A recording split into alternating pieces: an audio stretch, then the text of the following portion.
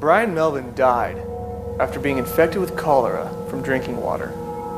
He describes how his soul was separated from his body and taken to hell.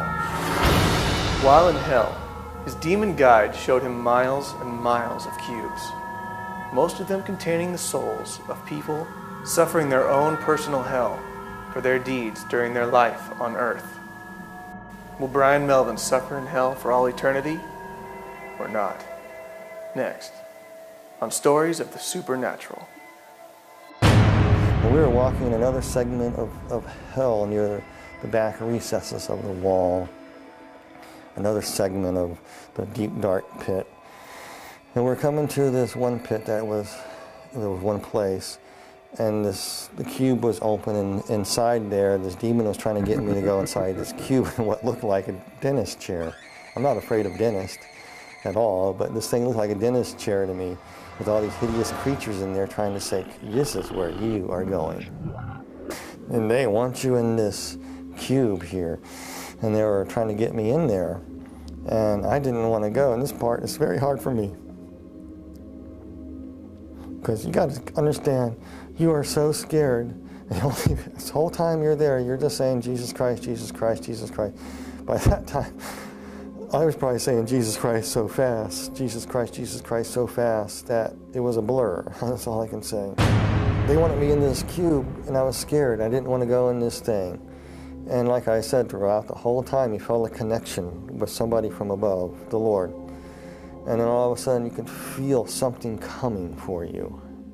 I was so petrified, I couldn't distinguish what it was. You could feel the footsteps walking behind you, and the ground thundering. And as it closer, whatever it was walking behind me. And I was too scared to turn away to see who it was, because I didn't want these things to rush me and grab me. And all of a sudden, they started coming toward me. And then the presence got right behind me, and they all scattered. And that purplish, big, tall, demonic creature, the regal creature, kind of backed slightly away and kind of bowed and kind of walked out, just kind of slithered on into the mist, into the darkness of hell. And the Lord was carrying me up.